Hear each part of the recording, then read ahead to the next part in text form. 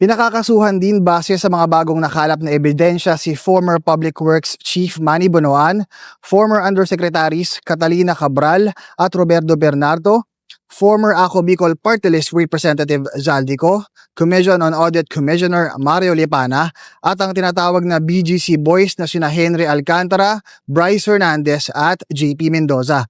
Pinakakasuhan din si Senators Cheese Escudero at Mark Villar at mga dating senador na sina Nancy Binay at Grace Poe. Ngayong araw din humarap sa ICI sina Pasig City Congressman Roman Romulo at Bulacan 1st District Representative Danny Domingo. Pero kung kahapon ay binuksan sa publiko ang pagdinig, hindi ito nangyari ngayon dahil humiling ng executive session ang dalawang mambabatas.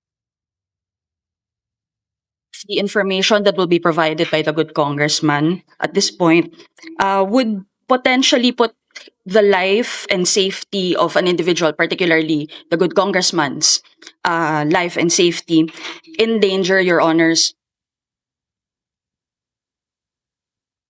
Kapwa itinuro si Romulo at Domingo ng tinaguriang flood control royalty na sina Sara at Curly Discaya at ng BGC Boys na umano'y nakikinabang umano sa 10 to 25% na kickback sa manumalyang flood control projects. Maring itinanggi ni Romulo na kilala niya ang Discaya couple at tangi ang DPWH lang daw ang humahawak ng proyekto ng ahensya. Talagang sila yung in charge sa mga, sila yung magko-coordinate, sila yung in charge. Talagang inevitable po. Oo. Pero, did authorize? No, I'd never authorize.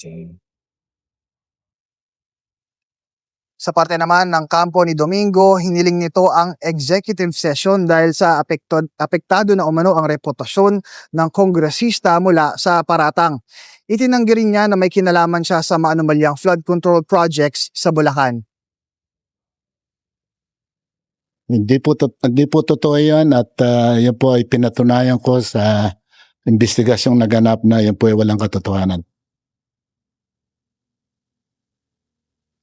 Samantala, Pinky, ay wala pa raw napipisil ang Independent Commission for Infrastructure na pwedeng pumalit para kay Department of Public Works o former Department of Public Works and Highways Chief Rogelio Singson na siyang nagsisilbing commissioner ng Independent Commission for Infrastructure matapos ang kanyang resignation. Hindi rin siya dumating ngayong araw sa tanggapan ng ICI, no? Pero ang pinakamalinaw mula sa resignation na yan ni Rogelio Singson ay magte-take effect ito ng December 15 hanggang December 31. Pero ayon kay ICI Chairman Retired Justice Andres Reyes Jr. ay kailangan pa munang na matanggap yan ng Malacanang.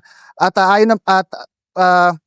isa pang bagay na sinabi rin ulit ni Andres Reyes Jr. ay ang health at safety concerns ang tinukoy naman ni Singson para sa kanyang resignation dahil nga kaakibat anya ng pagtatrabaho dito sa bilang lead probers ng ICI sa flood control investigation ay ang kaakibat na stress sa trabaho ng ICI para sa isang commissioner na anya ay umiedad na. Pero paniniguro ng komisyon, hindi maaapektuhan ng resignation ni Rogelio Singson ang operasyon ng ICI.